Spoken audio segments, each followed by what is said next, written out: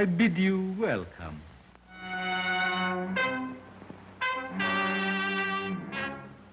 To a new world of gods and monsters. How do you like that, eh?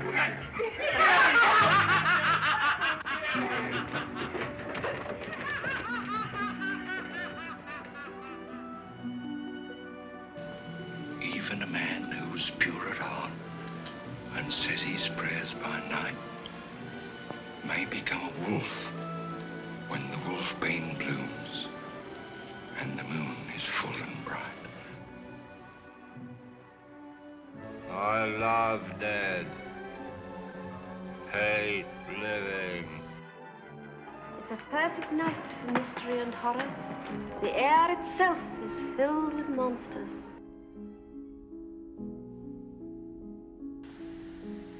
I am Dracula. 3 little words that left an impact on cinema and the world of pop culture forever.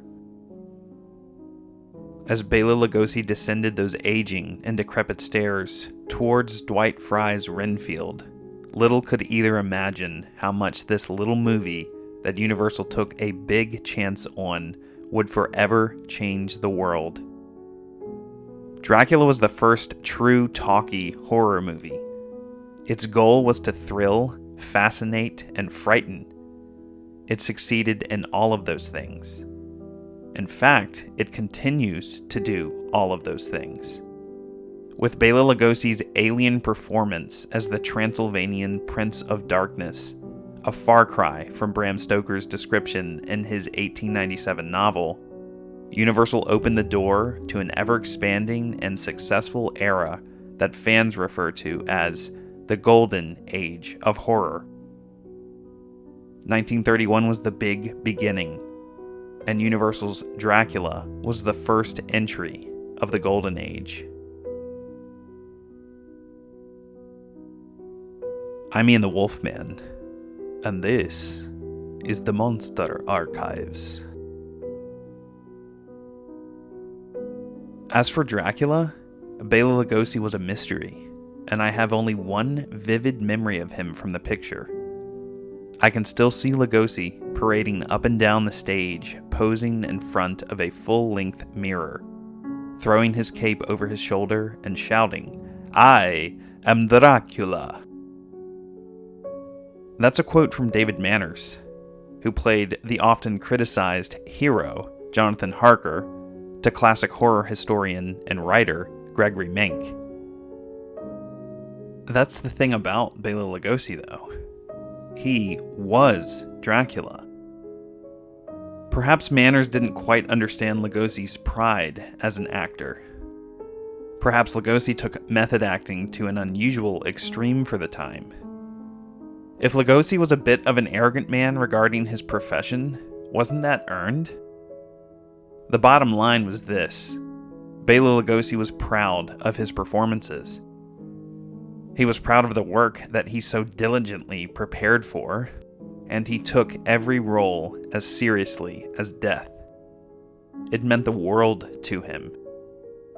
And after playing Count Dracula on Broadway and many other stages for over a year, he was going to give his performance in the Universal film everything he had. He was beyond excited to play the part, because he had to fight for the role. Even with a stupendous record of playing the undead Count and a monumentally successful Broadway run, Bela Lugosi was nearly Universal's last pick to play Dracula in their film. But before we get into the casting process, let's turn the clocks back to 1930, the big year for Universal, with All Quiet on the Western Front. Bram Stoker's novel had already been filmed without the permission of his estate as the German silent classic Nosferatu in 1922 by German expressionist filmmaker F.W. Murnau. Stoker's widow, Florence, sued for plagiarism and copyright infringement, and the courts ruled in her favor, ordering all prints of the film to be destroyed. As we know, some survived, which is why we can enjoy the film today. After the successes of their own Gothic films, like The Hunchback of Notre Dame in 1923, The Phantom of the Opera in 1925, and The Man Who Laughs in 1928, Universal, or Carl Laemmle Jr. specifically, also envisioned the great box office potential of Stoker's already classic novel. Ever since the opening of the London version of the play, Universal had been pondering the idea of adapting Dracula. The project wasn't fast-tracked for a multitude of reasons, including the perceived difficulties of properly presenting the story in the silent era, as well as inter-office communications from studio readers arguing against the purchase of the property due to potential censorship problems. Both the silent and censorship barriers were lifted nearly at the same time with the transition to the Talkie era, as well as the lessening of the censorship grip. Contrary to the tale of Lugosi aiding Universal in getting Florence Stoker to drop her asking price for the film rights from $200,000 to $60,000, Universal actually secured the rights to the book and play for $40,000 in June of 1930. Less than a month later, a completed script was turned in by Dudley Murphy. Garrett Fort contributed some finishing touches, but was given sole screen credit. The title page of the fourth and final draft of the script, dated September 26, 1930, split the credit for the adaptation between Garrett Fort and director Todd Browning. It's clear that once Universal officially held the rights to the film and could legally proceed with the project, the studio considered casting numerous actors as the vampire.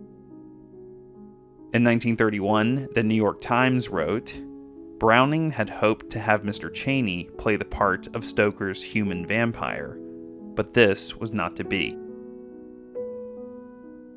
While Browning may have actually wanted Chaney for the role, Chaney was already sick before Universal had acquired the rights for the film. In a perfect world for Browning, Chaney could have greatly contributed to the success of the film. Many felt the story was still too risky to adapt a film, but with Chaney's name attached to a talkie picture about a vampire, it may have been a stellar success. But, as we know, Chaney died in August of 1930. At the same time, Universal was considering many different actors for the part. Filming on Dracula would begin the following month. On June 21, 1930, Universal announced via Variety that actor John Ray had been cast as the undead Count. Ray had played Drill Sergeant Himmelstoss in Universal's sensation, All Quiet on the Western Front. Ray would go on to play a supporting role alongside Lionel Atwill and Arthur Edmund Carew in Warner Brothers' 1932 two-tone Technicolor horror picture, Dr. X. Despite the announcement, for reasons ultimately unknown, Ray did not get the part.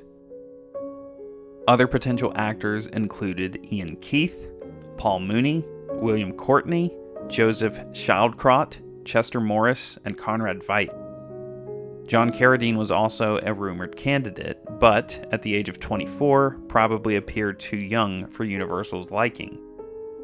Carradine would, of course, play the role of Dracula in Universal's House of Frankenstein in 1944 and House of Dracula in 1945, when Lugosi was busy performing in Arsenic and Old Lace on Broadway.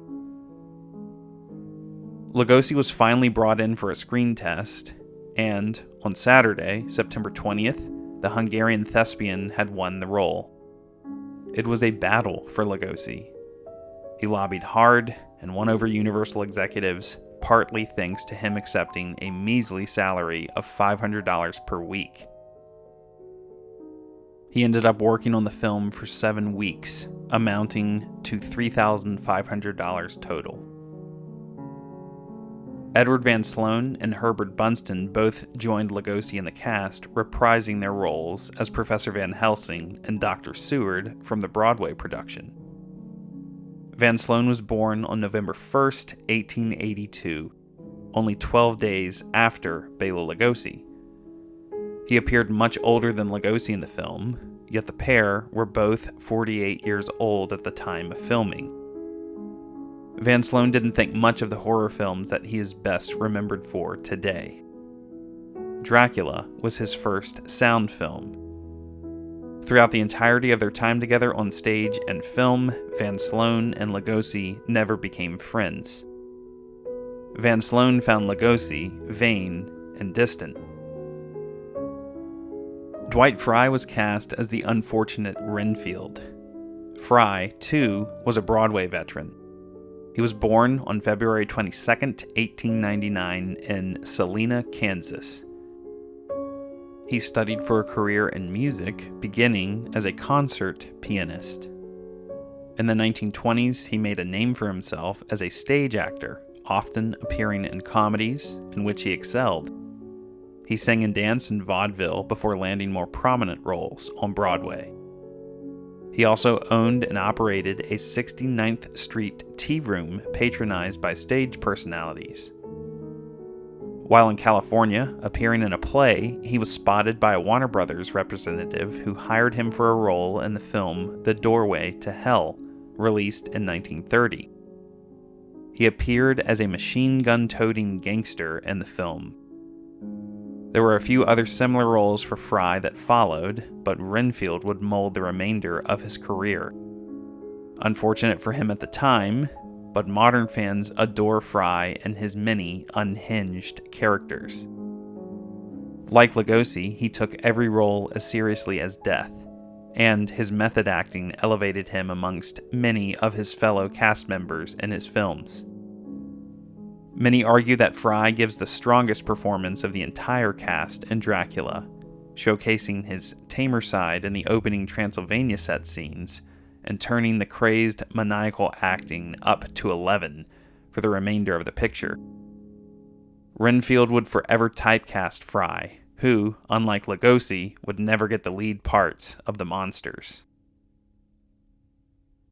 Here's a quote from Frye in a press book for the 1933 film The Vampire Bat.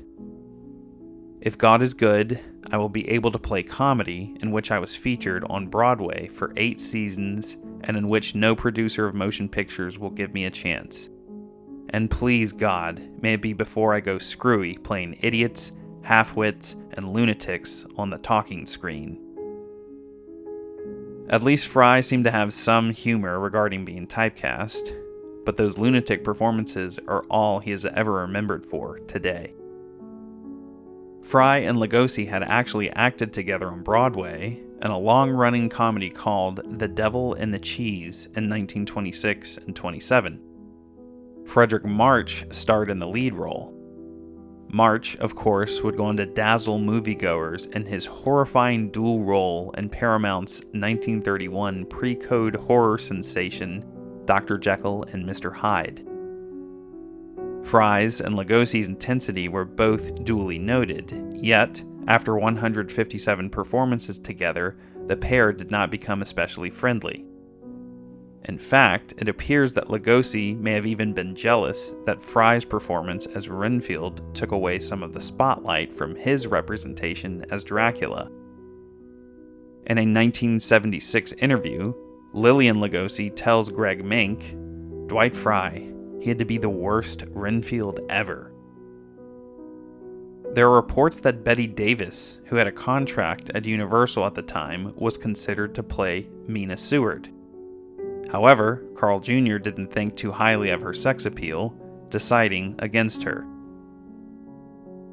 Helen Chandler starred as Mina Seward, her most remembered role. Chandler was born February 1st, 1906, in New York City. She attended the Professional Children's School in New York and made her Broadway debut on September 2nd, 1918, at the Globe Theatre in Penrod. She performed in theater through the 1920s, making her film debut in the 1927 silent film, The Music Master. She wasn't particularly interested in Dracula, loaned out from Warner Brothers for $750 a week. That likely makes her the highest paid member of the cast. The role of Jonathan Harker initially went to Lew Ayres, best remembered for one of the lead roles in All Quiet on the Western Front, Paul Baumer. Ayres was then replaced by Robert Ames. It was 2 weeks into filming that he was replaced by David Manners following the reports of a messy divorce. David Manners plays Jonathan Harker, leaving much to be desired. Manners was born Raouf de Ryther Duane Auclam on April 30th, 1900 in Halifax, Nova Scotia, Canada. Manners began his acting career after being employed as an assistant publisher and studying forestry. After receiving some drama training, he made his stage debut in 1924 at the Hart House Theatre in Hippolytus. Manners headed to California around 1927, where he was discovered by director James Whale at a Hollywood party. Before long, he was a leading man in pictures. He was paired alongside Helen Chandler several times, whom he referred to as his favorite. It's often reported that Manners earned $2,000 a week for the film. The Warner Brothers archives reveal that he was loaned to Universal for $500 a week, and that Manners was paid $300 of that $500. Other cast members include Frances Dade as Lucy Weston, Charles K. Gerard as Martin, Michael Visseroff as the innkeeper, who would play a similar role in Todd Browning's Mark of the Vampire, and Carla Limley, who speaks the opening lines aboard the coach carrying Renfield. Geraldine Dvorak, who was a stand-in for Greta Garbo, Cornelia Thaw, and Dorothy Tree portrayed Dracula's brides. Dracula officially began shooting at Universal City on September 29, 1930, on a $355,050 budget and a 36-day schedule. Due to studio demands to keep costs low, the film was shot in sequence. Todd Browning shot the scenes of Dracula's castle and the Borgo Pass during the first week of production. Dracula's castle was a painting on glass in front of the camera. The coach traveling along the road was real, a hill on the backlot. The background was not. The innkeeper, played by Michael Visseroff, says to Renfield in front of the inn, The driver, he is afraid. Walpurgisnacht. This is an anglicized form of the German Walpurgisnacht, which is the eve of St. Walpurgis, the evening of April 30th, also known as May Eve. This night is one of several during the year in which supernatural beings of various kinds roam at large, according to the traditional superstitions of various regions. The local people inside the inn are reciting the Lord's Prayer in Hungarian. Among the living creatures seen in Dracula's castle are opossums, armadillos, and an insect known as a Jerusalem cricket. The insect was common in Southern California, which may explain its inclusion on the film. The explanation for the armadillos is due to the fact that they had occasionally been seen digging in graveyards, which led to the mistaken belief that they would dig their way into coffins and eat the cadavers. It appears that when Universal won the film rights from the Stoker estate, they were given a copy of Nosferatu, that the Stoker estate likely had kept when the court order to destroy the film reels gathered many of the known copies. The screenwriters of Dracula carefully studied Nosferatu for inspiration. The scene early in Castle Dracula in which Renfield accidentally pricks his finger on a paperclip is directly influenced from a scene in Nosferatu, as it did not appear in the original Stoker novel. Dracula's quote, The blood is the life, Mr. Renfield, is quoting Deuteronomy 12:23. "You must not eat the blood, because the blood is the life, and you must not eat the life with the meat. You must not eat the blood, pour it on the ground like water."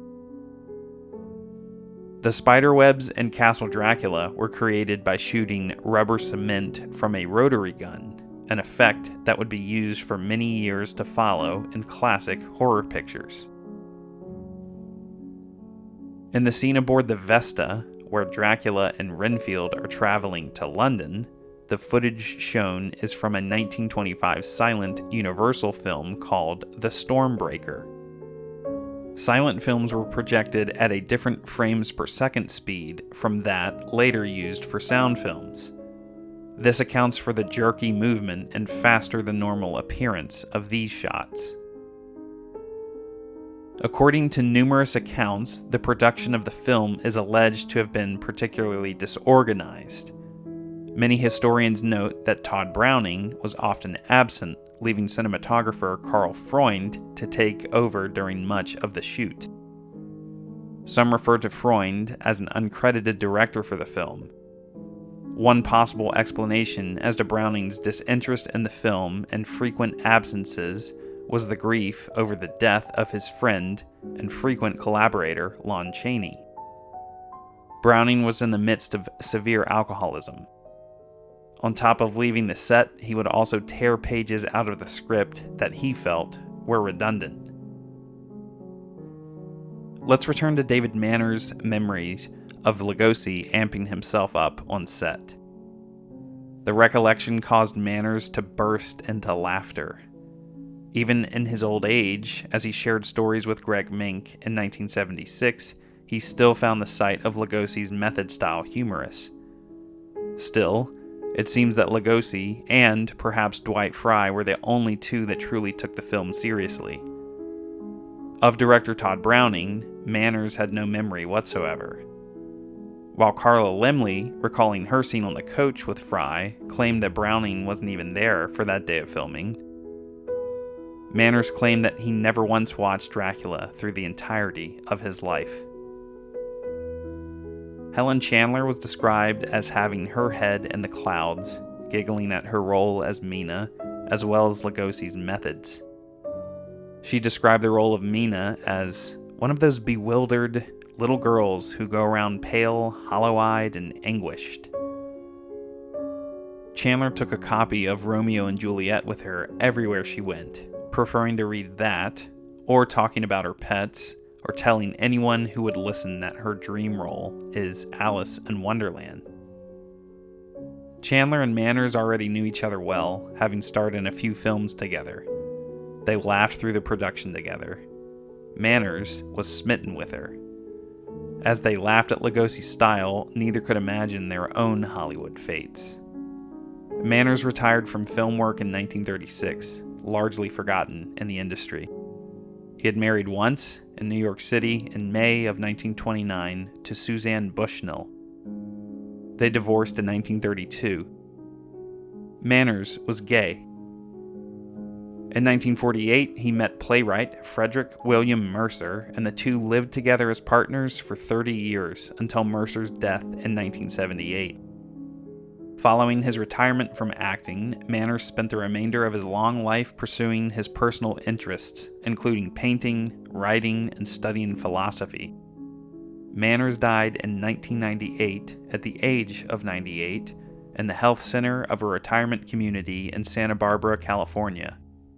He was cremated, and his ashes were taken to San Bernardino County and scattered at Rancho Yucca Loma in Victor Valley. Helen Chandler's life was not as picturesque, unfortunately. She was battling alcoholism in her early 20s during her acting career.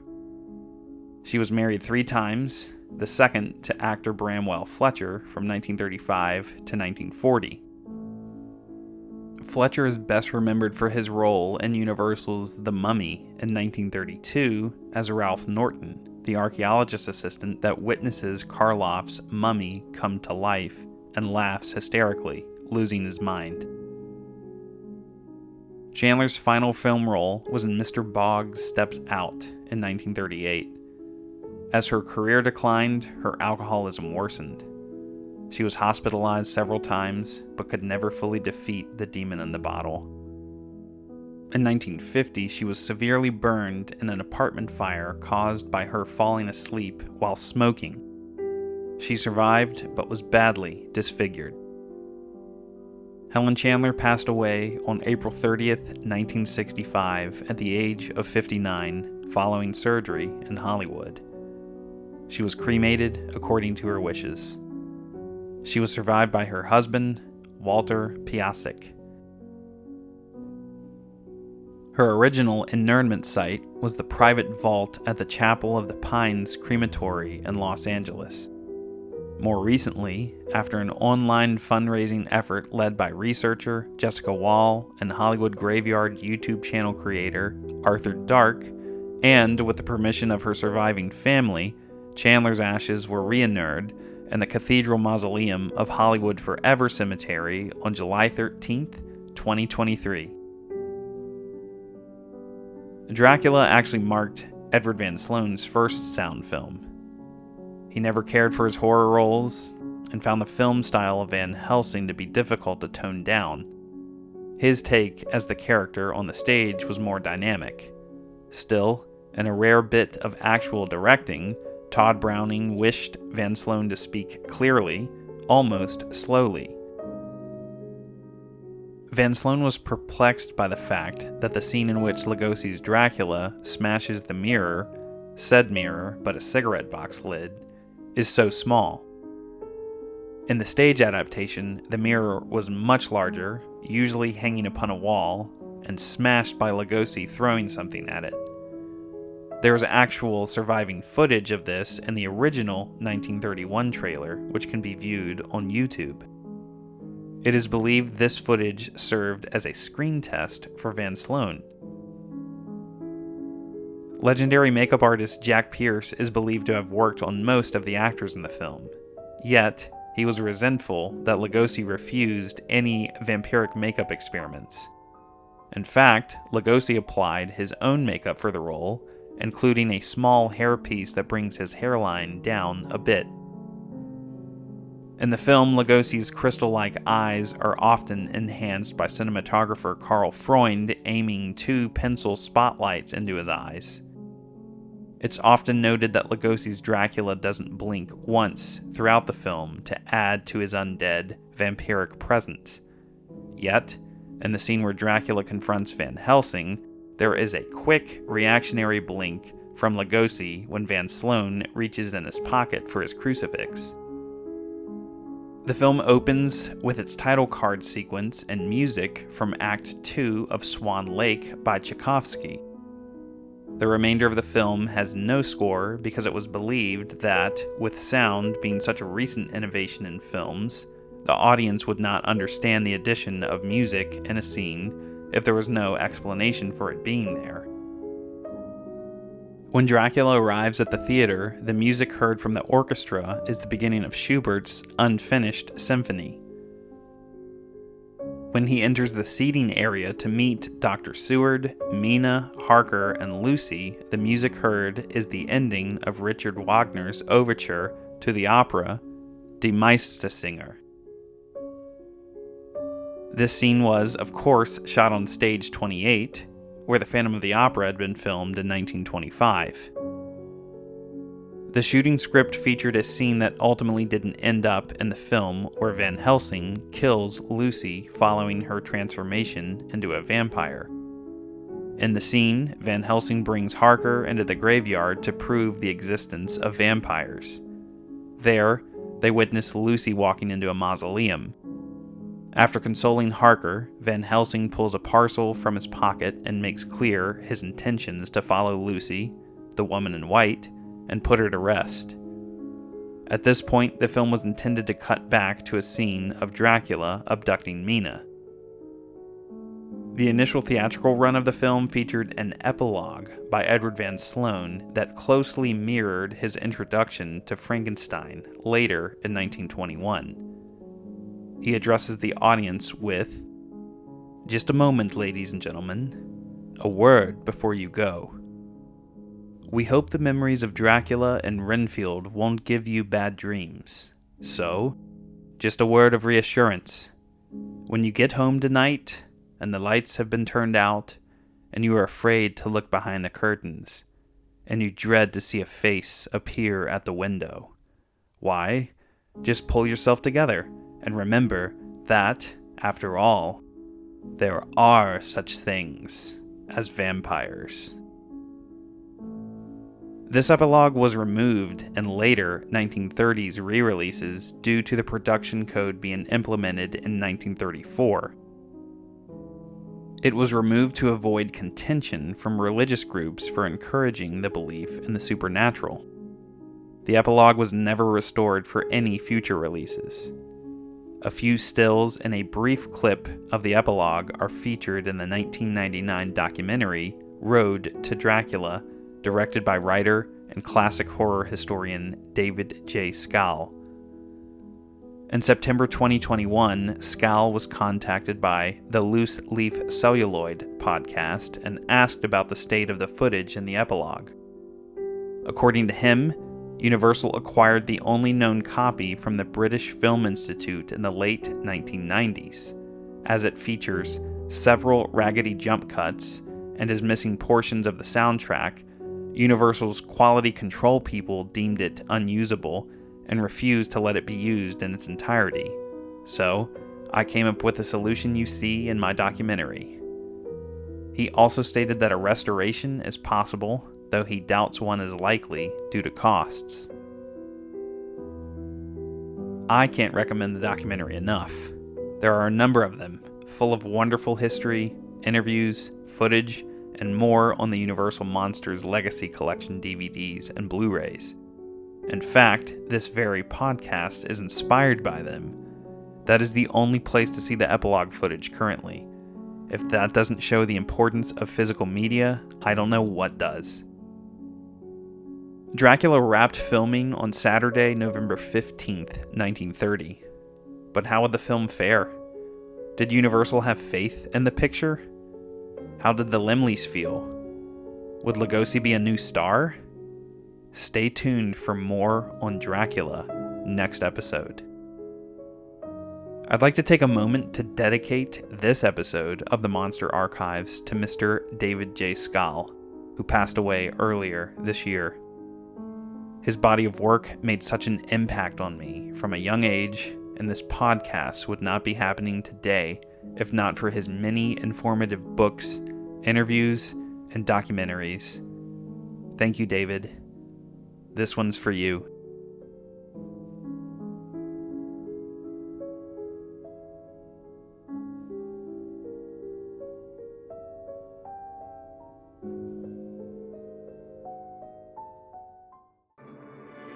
This episode of the Monster Archives was written and produced by me, Ian Bates. For more on the Monster Archives, including scheduling updates and news, be sure to follow @Universal Studios Monsters on Instagram. And thank you for listening.